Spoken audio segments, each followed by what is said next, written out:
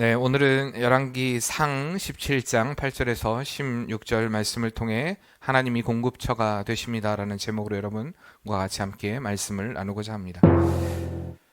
네, 방금 악기 소리가 뭘까요? 팀파니입니다. 팀파니.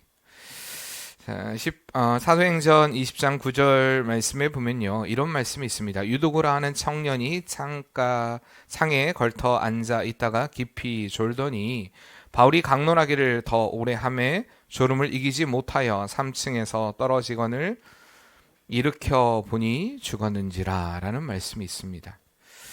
학교 다닐 때 교수님들이 종종 하시는 말씀이, 이 강의실을 들어와 보면 어느 좌석에 앉느냐에 따라서 그 학생의 성적을 대충은 짐작할 수 있다는 말씀을 하시곤 하셨습니다.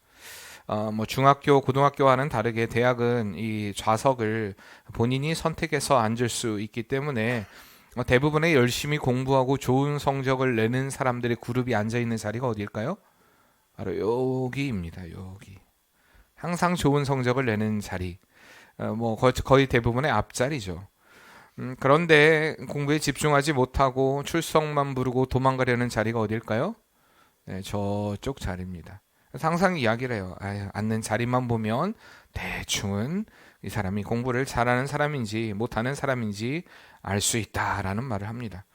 제가 봐도 확실히 공부를 잘하는 친구들은요, 앞자리에 앉아요. 제가 어디 앉았을까요? 네, 그 자리에 앉아 있었습니다. 자, 출석만 부르고 도망가는 자들은 항상 뒷자리에 앉아 있어요.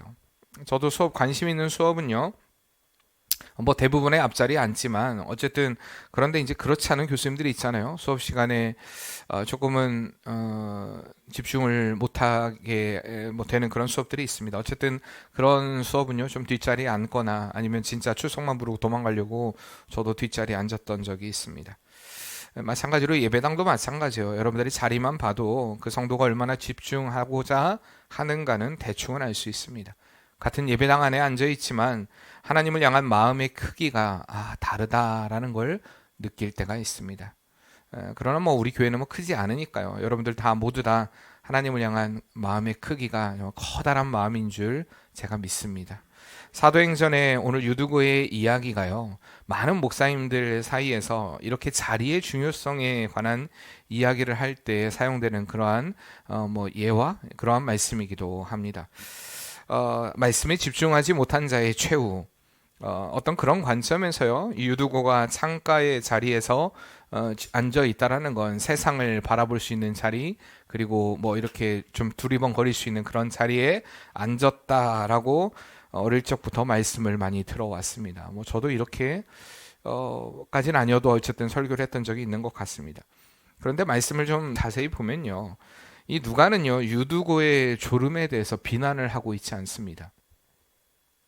오히려 유두고의 사건을 통해서 누가가 이야기하고자 하는 것은 이 드로아 사람들이 얼마나 하나님의 말씀에 관심을 가졌는가, 얼마나 하나님의 말씀을 듣고자 열심을 가졌는가를 오히려 보여주고 있음을 보게 됩니다. 왜냐하면 방금 전에 읽었던 사도행전 20장 9절 말씀 앞에 8절에 보면요, 이들이 다락방에 모여 있었는데 많은 등불을 켰다라는 그러한 말씀이 등장을 합니다.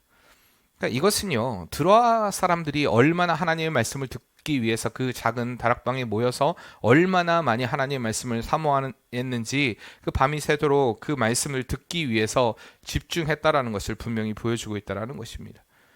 그런데 여러분 생각해 보세요. 작은 공간 안에 계속해서 촛불을 켜고 있다라고 생각을 해보세요. 산소가 계속해서 없어지겠죠. 그러니까 어떻게 보면요, 이 말씀을 통해서 유두고가 졸 수밖에 없었던 이 졸음의 원인에 대한 이야기도 간접적으로 또한 밝히고 있는 것입니다. 이 연소하는 많은 등불로 인해 공기가 탁해지고 그을음과 연기가 발생함으로 인해 산소가 부족해 사람들의 피로는 더욱더 축적이 되었을 거라는 이야기입니다. 그럴 만큼 그들은 하나님의 말씀을 듣고자 하는 마음들이 간절했다라는 이야기입니다.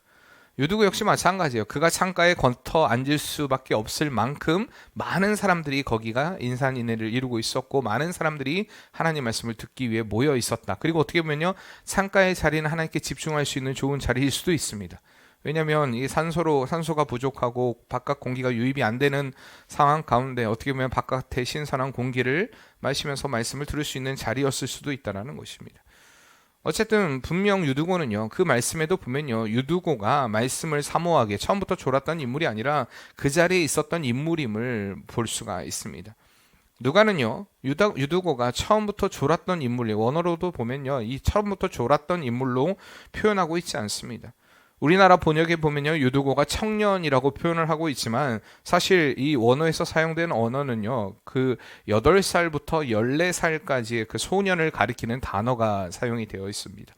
그러니까 유두고가 장성한 청년이라고 보기보다는요, 아마 청소년의 나이쯤 되었다라고 보는 게 맞습니다. 이러한 소년이 하나님의 말씀을 듣기 위해, 그러니까 그 뒤에도 보면 아이라고 표현을 하고 있지 않습니까? 이 은혜의 자리에 있었지만 하루를 고단하게 보낸 그는 점점 졸음에 압도되고 마는 것입니다. 그리고 결국 그렇게 졸음을 이기지 못해 그는 3층 밖으로, 창문 밖으로 떨어져 죽게 됩니다. 그리고 이후에 우리가 잘 알듯이 바울에 의해 살림을 받게 되는 그런 기적이 일어나게 됩니다.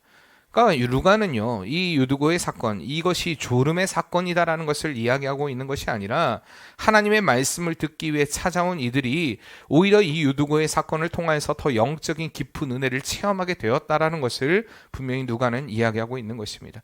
20장 12절 말씀에 보면요, 이 사건에 대해서 사람들이 적지 않게 위로를 받았다라고 이렇게 표현하고 있습니다. 여기서 적지 않게라는 것은요, 뭐 심심치 않게, 많이, 뭐 이 정도의 표현이 아니라요, 이 표현을 넘어서 유두고의 이 사건을 통하여서, 유두고의 그 살아난 이 사건을 통하여서 헤아릴 수 없을 정도로 너무나 큰, 그들은 감명을 받았고 은혜를 받았고 하나님의 위로를 받았고 하나님의 채우심을 느꼈다라는 것입니다. 육신은 연약하지만 하나님의 놀라운 능력으로 인하여 그 만지심을 체험하고 깊은 영적인 위로를 체험하게 된 사건이 바로 유두고의 사건이었다는 것입니다. 하나님의 절대적인 이 공급과 그 힘을, 은혜를 누리게 된 사건이었습니다. 어쩌면 유두고와 같은 모습이 우리의 모습일 수 있습니다. 하나님의 은혜를 체험하기 위해, 하나님의 말씀을 듣기 위해 하나님을 사모함으로 하나님의 전에 나오고요, 하나님 예배당 가운데 나오지만 우리의 연약함으로 인해서, 우리의 육신의 나약함으로 인해서 우리가 쓰러지고 넘어질 때가 있다는 것입니다. 여러분, 처음부터 하나님의 말씀을 듣지 않고자 이곳에 나온 분 하나도 없을 것입니다. 분명히 하나님의 말씀을 사모함으로 이 시간에 나오셨죠? 하나님의 말씀을 사모하고 하나님의 말씀을 듣고자 이 시간에 나왔지만 우리 육신의 연약함으로, 때로는 다른 세상의 생각들로 인해서 우리의 마음이 뺏길 때가 있다는 것입니다. 그러나 우리가 유두고의 사건을 통해서 볼 수 있는 건 뭐냐? 그래도 우리가 주님 앞에 나와야 한다는 것입니다. 때로는 우리가 피곤해도요, 주님 앞에 서야 합니다. 할 수 없어도 주님 앞에 나와야 됩니다. 은혜의 자리에 있어야 합니다. 상황이 여의치 않아도, 형편이 되지 않아도, 처지가 되지 않아도, 우리의 상황이 어떻든, 우리의 처지가 어떻든 우리가 있어야 할 자리는 하나님의 은혜를 사모하는 그 자리가 되어야 할 줄 믿습니다. 그래야만 하나님이 공급하시는 힘과 능력을 누리게 된다는 사실입니다. 하나님의 편에서 결단이 어떤 결단이 되어야 하는가?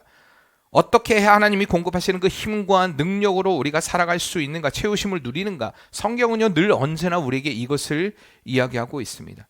수가성의 여인도 마찬가지예요. 그가 우물을 길로 예수님 앞에 나왔습니다.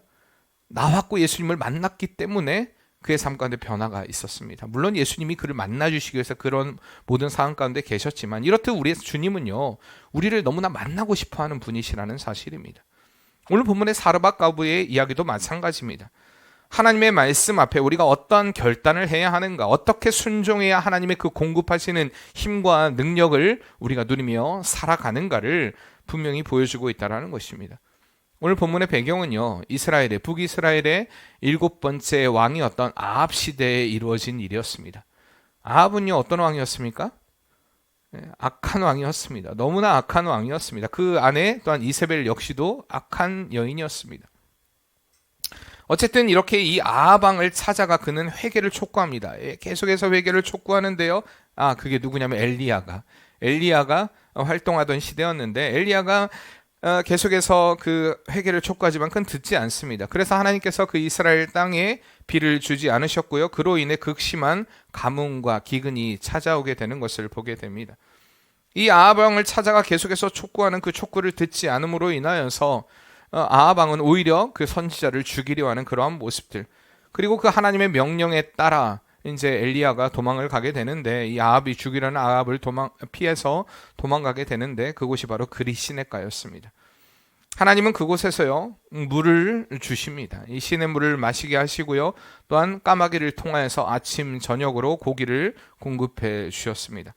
그러나 이 계속되는 가뭄으로 인해, 기근으로 인해 얼마 지나지 않아 시냇물도 다 마르게 되었다라는 사실입니다. 그때 하나님이 다시 나타나십니다. 오늘 본문 말씀이 바로 이 말씀입니다. 그리고 다시 엘리야에게 나타나서 사르밧 과부에게로 가라고 명령하십니다. 그곳에서 그를 위한 음식을 준비해 놓았다라고 하나님이 말씀하셨습니다. 그래서 하나님의 명령에 의하여서 이 사르밧에 이르렀을 때에 엘리야는 정말 나뭇가지를 줍는 그 과부를 만나게 되죠. 그리고 그녀에게 물을 달라 이야기를 합니다. 그리고 음식을 달라 이야기를 합니다. 이러한 엘리야의 요구에 대한 그녀의 반응이 바로 12절 말씀입니다. 12절 같이 한번 읽어볼까요? 그가 이르되 당신의 하나님 여호와께서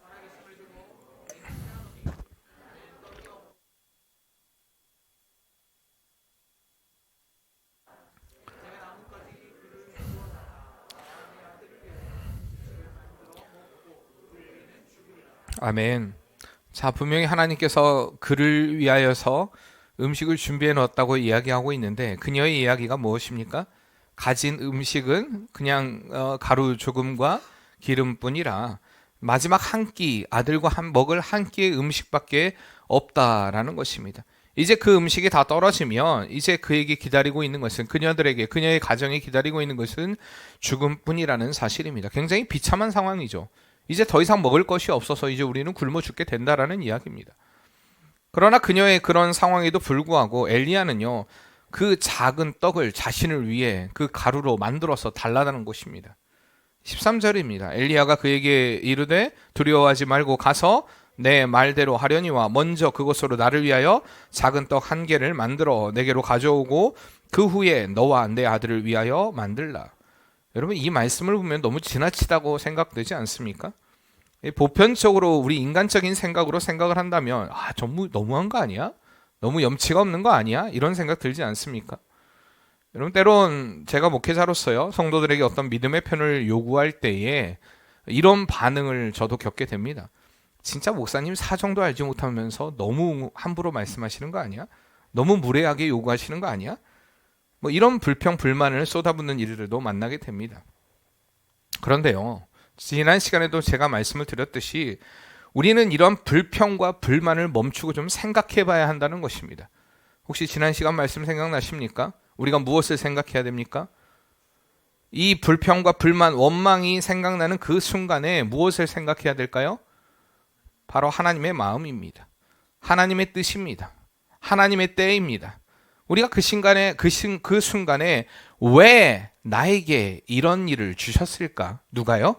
하나님이. 이 모든 상황을 누가 허락하셨다? 하나님이 허락하셨다는 것을 우리가 먼저 인지해야 됩니다. 그리고 하나님의 마음, 하나님의 때, 하나님의 뜻을 헤아리기를 노력해야 됩니다. 특별히 불평이 나오고 불만이 나오고 원망의 마음이 생겨날 때에 그 순간이 바로 하나님을 더 깊이 묵상해야 될 때라는 것입니다. 우리 방금 오 목사님 기도하시면서 우리가 분명히 우리의 모든 상황과 우리의 때를 아시는 그 하나님에 대한 기도를 했습니다. 지금 상황이 불평과 불만이 가득한 때일 수밖에 없다라는 것입니다. 그러니까 이때가 바로 하나님을 찾아야 할 때고요, 하나님의 더 깊은 은혜를 간구해야 할 때라는 사실입니다. 왜냐하면 이때가 더 하나님의 깊은 공급을, 더 풍성한 공급을, 더 하나님의 채워주심을 누릴 수 있는 기회가 되기 때문입니다. 오늘 가부와 같은 이해가 되지 않는 상황, 그 위기가 찾아올 때 때론 목회자나 때론 장로님이나 권사님이나 집사님이나 믿음의 사람들이 자꾸 믿음의 요구를 해요. 지금 회사는 부도나게 생겼고요, 가정은 파탄나게 생겼고요, 나는 지금 병들어 죽을 것 같은 고통을 겪고 있는 그 순간인데도 자꾸 찾아와서 기도해, 감사해, 자꾸 이렇게 이야기합니다. 더 순종해. 이러한 요구가요, 여러분, 세상의 어떤 상담학이나 심리학에서 본다면 이 내담자의 상황을 전혀 고려하지 않은 상처를 주는 그러한 상담이라고, 그러한 말이라고 느껴지는 그러한 것입니다.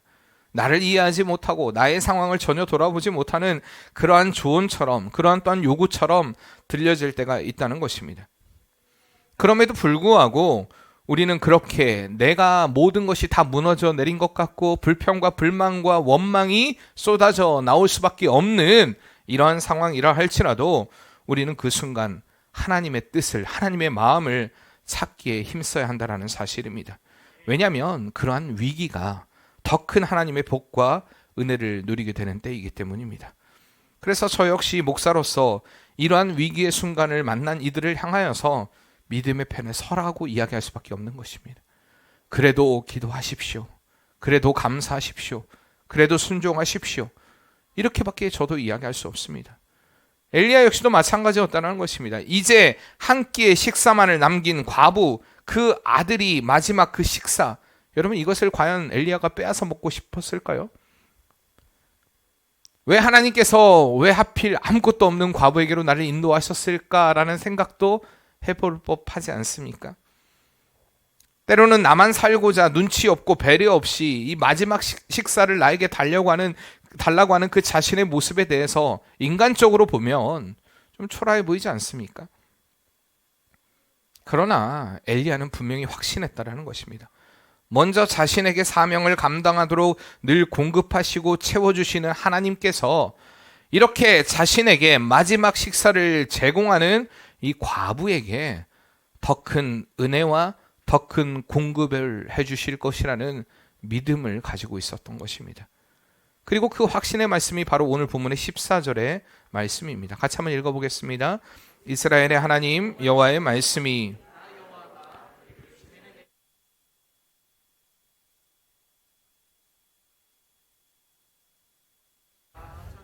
아멘.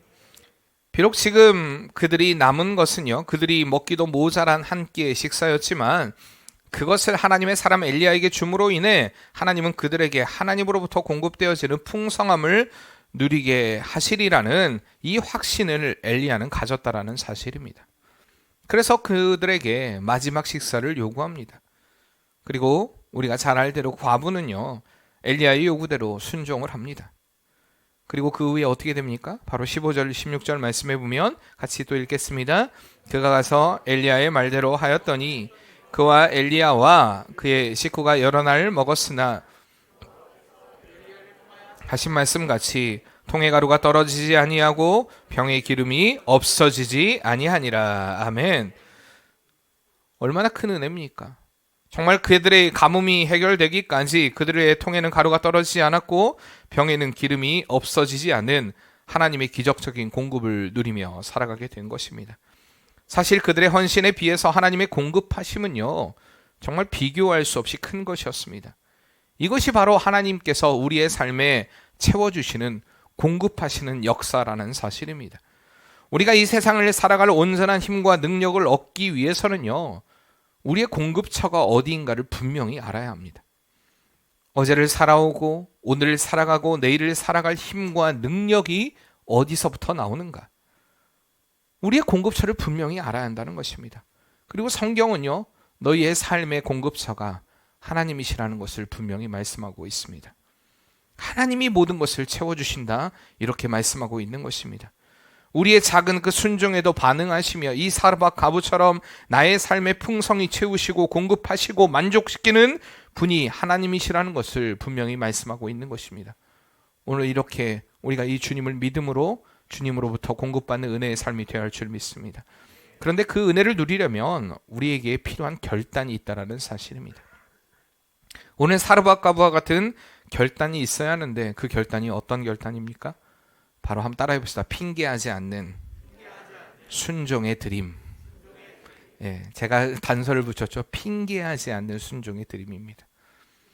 왜냐면요, 많은 사람들이 순종을 하긴 하는데 자꾸 핑계를 할 때가 있어요. 내가 이럴 수밖에 없는, 내가 이럴지 못했던 일들에 대한 이야기를 합니다.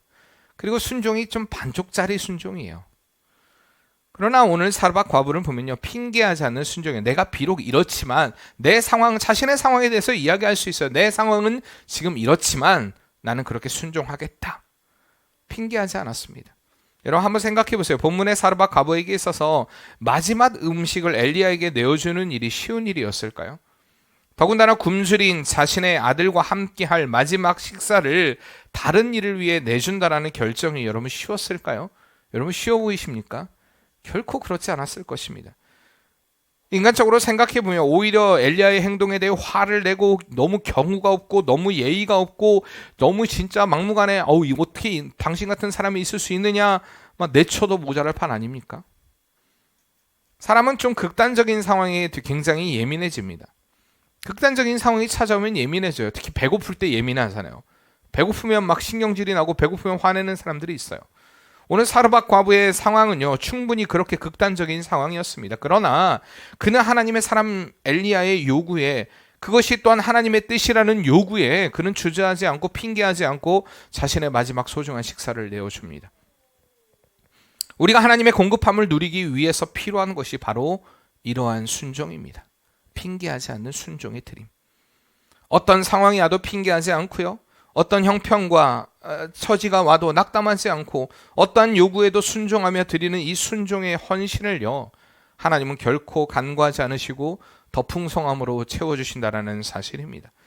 요즘 크리스찬들이 왜 하나님의 깊은 은혜와 채우심을 누리지 못하는가? 그것은 바로 하나님을 위한 드림이 무엇인지를 잘 알지 못하기 때문입니다.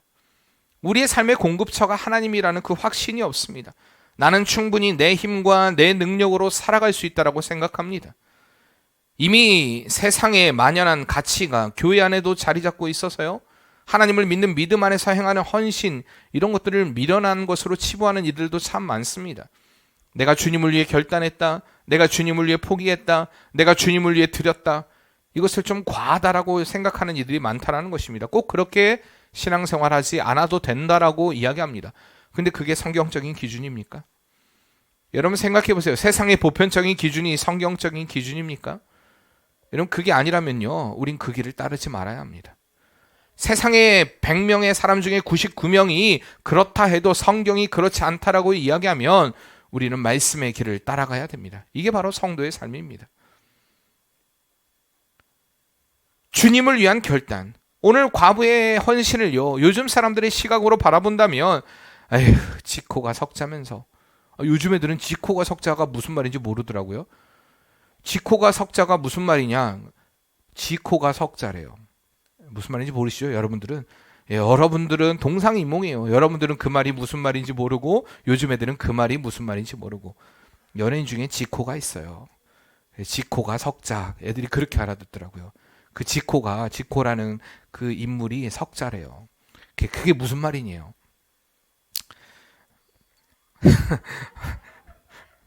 자기 코가 석자. 야, 네가 더 어렵고 네가 더 힘들면서 무슨 남을 챙긴다고 뭐 이렇게 할 이유가 있냐? 야, 헌신을 꼭 그렇게 해야 돼? 여러분 이렇게 비난할 사람들이 다반사일 것입니다. 그러나 우리는 이런 인간적인 관점을 내려놓아야 한다는 것입니다. 인간적인 계산과 인간적인 판단을 내려놓고 하나님의 뜻을 구하고 하나님을 찾기 위해 우리는 늘 주님 앞에 서야 할 줄 믿습니다. 제가 학교를 다니면서요, 대학원을 다니면서 아이들에게, 제 동기들에게 그렇게 밥을 많이 사줬다라는 이야기를 좀 많이 들어요. 저는 사실 기억이 잘 안 나요. 그런데 그분들이 하는 얘기를 들어보면, 그러니까 제가 그때 느꼈던 게 뭐냐면, 내가 돈이 없다라고 얘기하면 진짜 돈이 없는 거거든요. 제가 정말 전 돈이 없어요 라고 하면 진짜 돈이 없는 거예요. 한 푼도 없어요. 근데 이게 전사님들을 보면요, 돈이 없다, 난 정말 없어 라고 얘기하는데 있더라고요. 이미 적금도 많이 들어놨고요. 결혼할 때 보니까 집도 다 좋은 집 사고요. 다 갖고 있어요. 갖고 있는데 없대요. 저는 진짜 없는 건데. 이 없는 개념이 다르더라고요.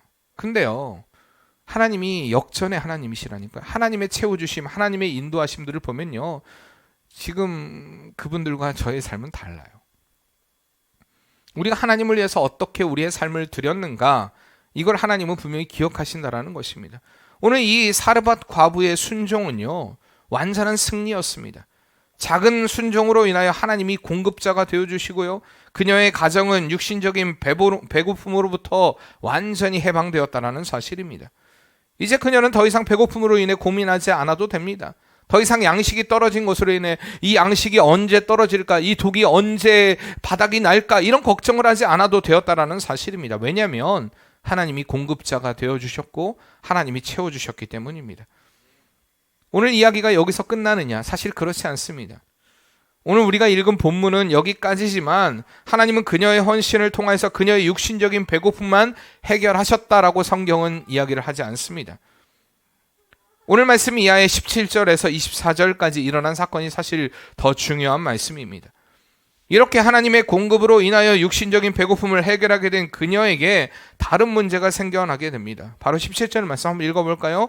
이 일 후에 그 집 주인이 되는 여인의 아들이 병들어 증세가 심히 위중하다가 숨이 끊어진지라. 이렇게 얘기합니다. 바로 그녀의 아들이 죽게 된 것입니다. 그녀가 완전히 무너져 내리게 되는 사건이 발생했습니다. 그리고 이것에 대해서, 이 아들이 죽게 된 것에 대해서 오늘 18절 말씀해 보면요, 그 원인이 누구에게 있다라고 생각하냐면 하나님과 엘리야에게 있다라고 이 여인은 생각합니다. 그녀는요, 아들의 죽음의 그 큰 슬픔에 사로잡혀 엘리야에게 이야기합니다. 내가 당신과 무슨 상관이 있기에 당신으로 인해 이러한 일들, 내 아들이 죽어야 하는 일이 발생하게 되느냐. 그리고 엘리야를 그냥 원망하는 것입니다. 왜 상관도 없는 당신이 내게로 와서 이러한 재앙을 내가 당하게 만드느냐 라고 엘리야를 지금 원망하고 있는 것입니다. 그녀는 하나님의 존재를 믿고 인정함으로 또한 그 선지자를 대접함으로써 육신의 배부름을 분명히 채웠습니다. 그러나 그녀는 아직 전능하신 창조의 주 하나님을 알지 못했다라는 것입니다. 따라서 하나뿐인 이 아들의 죽음은 정말 견딜 수 없는 고통이었습니다. 그리고 그때 그 고통이 찾아오자 엘리야와 하나님을 원망하기 시작한 것입니다.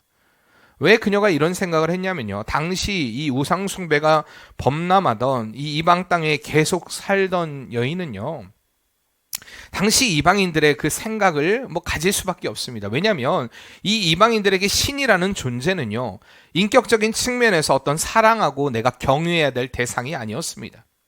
그러니까 신이라는 존재는 어떤 존재냐? 바로 자신에게 두려움을 주는 존재라는 인식이 강했다라는 것입니다. 그러니까 인간에게 두려움을 주기 위해서 이 불필요한 재난을 가져다 주는 폭군 정도로 신에 대한 인식을 하고 있었습니다. 그렇기 때문에 이 사르밧 과부 역시 하나님도 그 신들과 마찬가지로 아무 까닭 없이 자신에게 재난과 어려움을 주어 두려움을 유발시키는 그러한 신으로 인식했다라는 것입니다. 그래서 그녀가 아들이 죽자 하나님을 원망하고 또한 엘리야를 원망하고 있는 것입니다. 그러나 그녀의 아들의 죽음 역시 그녀로 하여금 하나님을 온전히 경외하고 믿게 하기 위한 하나님의 영적인 공급이었다라는 사실입니다. 하나님은요, 하나님의 사람 엘리야를 섬겼던 그녀의 삶에 육신적인 공급뿐만 아니라 영적인 채우심을 주셨습니다. 지금까지 하나님을 모르고 살았던 삶 속에서 지었던 그녀의 모든 죄를 고백하게 되고요, 하나님께 나아갈 수 있도록 길을 열어주시기 위해서 그 아들을 죽이셨습니다. 그리고 그 아들을 다시 살리는 그 능력을 통하여서 그녀로 하여금 하나님을 믿게 하시고 살아계시고 전능하신 하나님을 믿고 깨닫게 했다라는 것입니다. 앞서 우리가 유두고의 이야기처럼 유두고가 그렇게 3층에서 떨어졌지만 그의 살리심으로 인하여서 많은 이들이 위로를 받았던 것처럼, 많은 이들이 하나님으로 인하여서 그 하나님의 능력을 체험함으로 인하여서 하나님을 믿게 된 것처럼 그녀를 통하여서 바른 신앙의 고백을 하도록 하나님이 그녀에게 시련을, 어려움을 허락하셨다는 사실입니다. 그리고 이 어려움이 결국에는 하나님의 도움으로 인하여서 해결이 되자 24절의 그녀의 고백, 24절 마지막만 읽겠습니다. 여인이 엘리야에게 이르되 내가 이제야 당신은 하나님의 사람이시오 당신의 입에 있는 여호와의 말씀이 진실한 줄 아노라 하니라. 아멘. 정말 참된 구원자 되신 그 하나님을 깨닫게 된 것입니다. 우리의 작은 순종에도 하나님은요, 우리의 육신적인 문제 해결뿐만 아니라 영적인 갈망까지도, 그 갈급까지도 해결해 주시는 구원자 되심을 분명히 보여주고 있는 것입니다. 우리가 이렇게 우리의 삶에 하나님의 그 공급하시는 힘, 그 능력을 힘입기 위해서는요, 늘 하나님 앞에 드려지는 삶이 되어야 한다는 것입니다. 핑계하지 않는 순종의 드림, 하나님은 이것을요 결코 외면치 않으십니다. 우리가 이 시간에 잠깐 한번 영상을 좀 보고자 합니다. 잠깐 영상을 좀 보고자 하는데 짧습니다. 한 1분 정도 되는 영상입니다. 원래 앞에서부터 들어야 되는데요, 그냥 넘어가고 이분의 찬송만 좀 들어보도록 하겠습니다.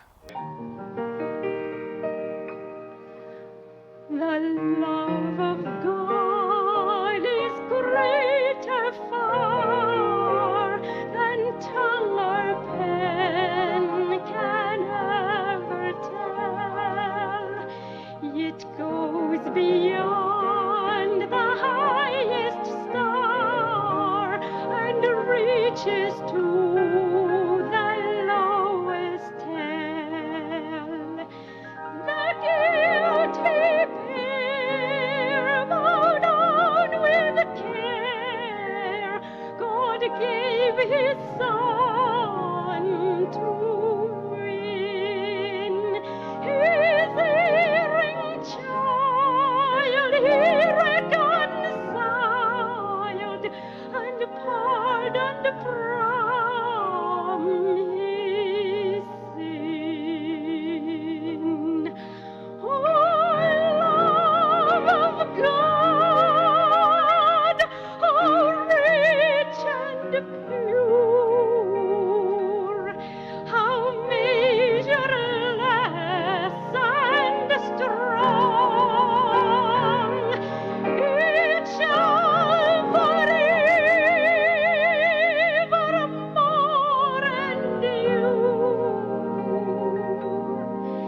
The saints and the angels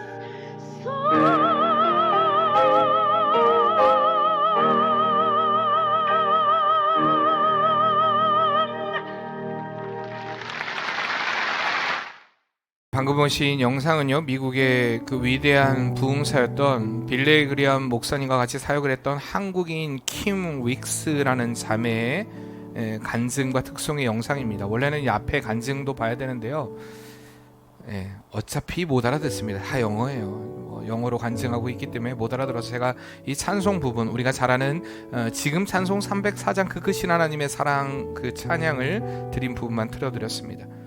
그녀는 지금도 살아있습니다. 지금 76세의 나이가 되었습니다. 그녀의 나이 3살 때에 6.25 전쟁이 일어났고 피난을 가다가 인민군의 포격에 그 섬광에 실명을 해서 지금 여러분들은 볼 때 발견할지 모르셨지만 이미 맹인입니다. 볼 수가 없어요. 전쟁으로 인해 먹을 것이 없었던 탓에 그녀의 아버지는요, 이제 가족과 다 함께 죽자라는 심정으로 트럭에 달려들었습니다. 그런데 트럭이 서버려요. 그래서 살아나게 됩니다. 그러자 아버지는요, 이 윅스와 그의 여동생을 강물에 던져버렸습니다. 그리고 여동생은 강물에 떠내려가서 죽게 되었고요.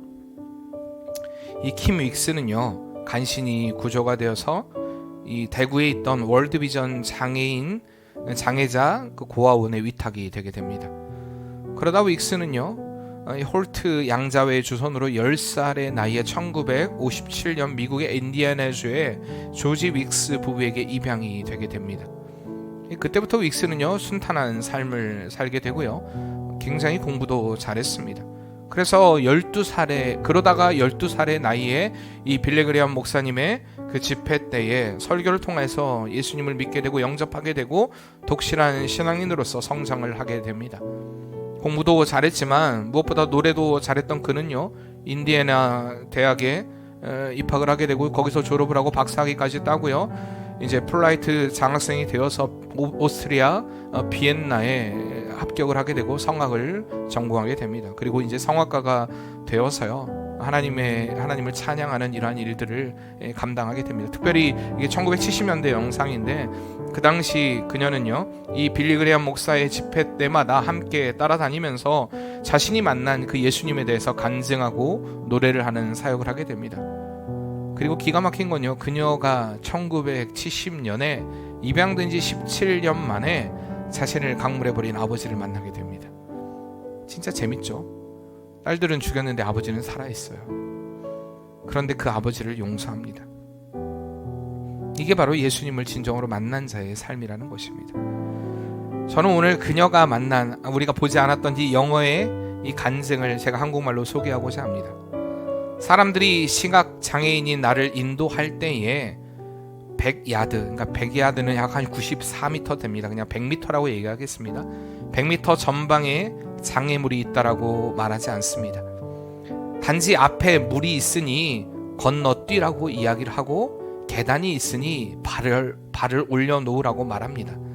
나는 그저 나를 인도하는 분을 온전히 믿고 한 걸음씩 발걸음을 옮기기만 하면 어느덧 내가 가고자 하는 목적지에 도착하게 됩니다. 하나님이 나를 인도하시는 방법도 이와 같습니다. 우리는 10년 후, 20년 후를 알지 못합니다.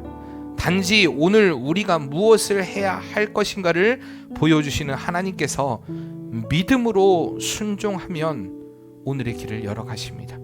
그러면 하나님은 약속하시고 계획하신 그곳에 마침내 나를 도착하게 하십니다. 이게 바로 그녀의 간증입니다. 그렇습니다. 하나님은요, 우리의 일생에 언제나 필요를 공급해 주는 분이십니다. 하루하루 살아가는 삶이 어떠해야 하는가? 우리가 무엇을 생각하고 무엇을 결단하고 무엇을 결정해야 하는가? 우리 안에 내주하시는 그 성령님은요, 우리의 한 걸음 한 걸음 세세하게 섬세하게 가르쳐 주시고 친밀하게 인도해 주신다는 사실입니다. 그렇게 우리가 하나님의 뜻에 순종하며 동행하는 하루가 모여서 우리의 5년 후가, 우리의 10년 후가, 우리의 20년 후가 더 주님께로 가까이 가는 은혜의 여정을 살게 되는 것입니다. 분명한 것은 하나님은요, 우리의 모든 것을 아시고 보시고 이해하시며 함께 하시고 하나하나씩 세워주신다는 사실입니다. 여러분, 이것을 결코 잊지 마시길 바랍니다. 여러분들의 삶은 하나님의 채우심으로 인해 살아가는 삶입니다. 오늘 사르밧 과부의 육신적인 삶을 채우실 뿐만 아니라 영적인 갈망을 해결하신 주님께서 우리가 필요한 그때에 꼭 필요한 것으로, 나의 욕심을 위한 것이 아니라 나의 필요를 아시고 하나님이 채우시고 공급하심으로 인하여서 늘 주님과 함께 동행하며 살 수 있도록 하나님은 우리의 삶 가운데 채워주시는 분이십니다. 우리가 해야 할 건 순종뿐이라는 사실입니다. 날마다 주님의 채우심을 누리기 위해 하나님의 뜻을 구하고 주님께 마음을 열어둠으로 주님으로 인해 영육 간의 채움을 누리는 복된 성도의 삶이 되시길 바랍니다. 지금 우리가 같이 찬양을 하게 될 304장 그 크신 하나님의 사랑, 바로 오늘 불렀던 이 킴 윅스가 불렀던 이 계기를 통하여서 바로 이 찬양이 알려지게 되었습니다. 1974년 이 스위스 로잔에서 열린 세계 순회 복음 전도회에서 이 그녀가 이 찬양을 부름으로 인해서 이 찬양이 알려졌는데, 혹시 이 찬양 그 크신 하나님의 사랑에 대한 이야기도 제가 전에 한번 설교 가운데 말씀을 드렸는데 생각나는지 모르겠습니다. 생각나십니까? 이 찬양이 어떻게 쓰여졌는지 제가 다시 한번 소개를 좀 하겠습니다. 이 프레드릭 레만이라는 목사가 있었습니다. 시골에서 목회를 하고 있었는데 이 가난한 교회였기 때문에 사례비를 거의 받지 못했습니다. 그래서 가족의 생계를 위하여서 치즈 공장에서 병원에서 닥치는 대로 일을 해야만 했습니다. 이 레만 목사가 어느 날 이 병원에서 일을 하고 있는데 부인이 도시락을 싸줬어요. 근데 그 도시락에 보니까 좋은 시 한 구절이 있더랍니다. 그 시가 뭐였냐? 바다가 먹물이고 하늘이 두루마리라 할지라도 하나님의 사랑은 다 기록할 수 없으리니 라는 글이었습니다.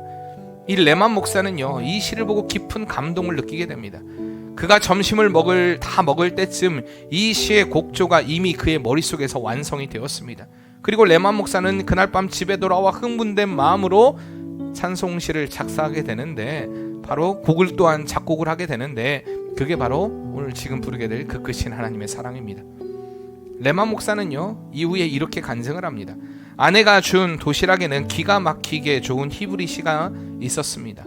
나는 레몬 상자에 걸터 앉아 벽에 기대어 몽당 연필로 첫째 연과 둘째 연 그리고 셋째 연을 운율에 맞춰 고쳤습니다.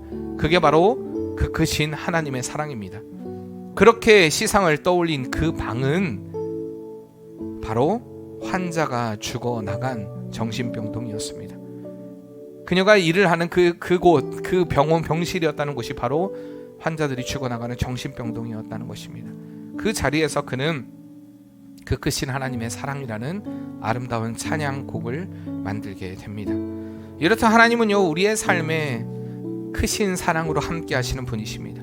크신 사랑으로 채우시는 분이십니다. 우리가 그 주님을 이 시간에 같이 깊이 있게 좀 묵상하면서 같이 우리 찬양하길 원합니다.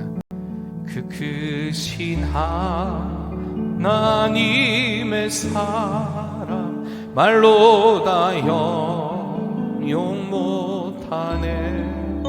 저 높고 높은 별을 넘어 이 낮고 낮은 땅 위에 죄범한 영혼 구하려 그 아들 보내사 화목제물 삼으시고 죄 용서하셔. 하나님 크신 사랑을 증량 다 못하네. 영원히 변치 않을 사랑 성도여 찬양하세. 괴로운 시절 지나가고 땅 위에 영화 쇠할 때 주 믿지 않던 영혼들 큰 소리 외쳐 울어도 주 믿는 성도들에게 큰 사랑 베푸사 우리의 죄 사했으니 이제 하나님 크신 사랑을 증량 다 못하네. 영원히 변치 않을 사랑 성도여 찬양. 하늘을 두루마리 삼고 하늘을 두루마리 삼 바다를 머물 삼아도 한없는 하나님의 사랑 다 기록할 수 없겠네. 하나님의 크신 사랑 그 어찌 났을까. 저 하늘 높이 쌓아도 채우지 못한 하나님 크신 사랑을 하나님 크신 사랑을 증량 다 못하네. 영원히 변치 않을 사랑 성도여 참. 다시 한번 그 큰 하나님의 사랑을 생각하며 하나님 크신 사랑을 증량 다 못하네. 영원히 변치 않을 사랑 성도여 찬양.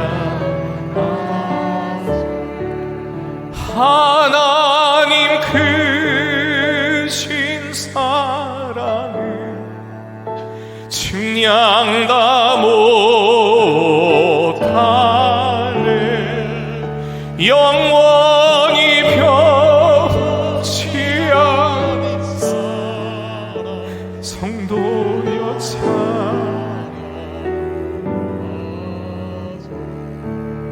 우리가 시간 같이 기도할 때 하나님의 채워주심, 하나님의 공급을 알지 못하는 불쌍한 인생 되지 않기를 원합니다.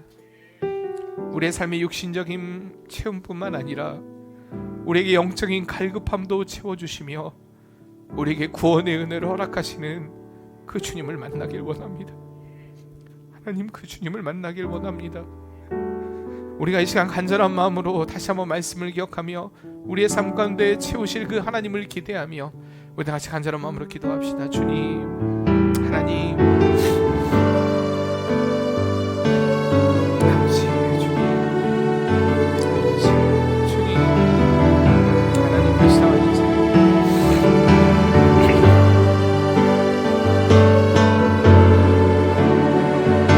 하나님 알지 못하는 우리 인생의 주님을 만나게 도와주시고 하나님의 공간에 임과 능력으로 살아가게 도와주시고 하나님의 세우심을 누리는 삶이 되게 도와주시고 하나님의 사랑을 하나님의 은혜를 누리며 살아가는 인생이 되게 도와주시고 날마다 아버지는 주님으로 인하여서 아버지는 우리가 온전한 순종의 길로 주의 은혜의 공급을 마음으로 누리며 살아가는 삶이 되게 도와주시고 사랑의 하나님, 우리가 하나님이 공급하는 그 힘과 능력으로 살아가길 원합니다. 우리 육신의 공급뿐만 아니라 우리 영적인 갈망도 갈급도 채워주시는 분이 하나님이심을 믿습니다. 날마다 이 하나님의 채우심에 그 풍성함을 누리는 성도의 삶 되게 도와주시고 우리가 해야 할 우리의 자리에서 우리가 아무런 핑계하지 않는 순종의 드림을 통하여서 우리가 하나님을 누리고 하나님의 영광을 누리고 하나님의 일하심을 누리는 복된 성도의 삶 되게 도와주시옵소서. 예수님의 이름으로 기도합니다. 아멘.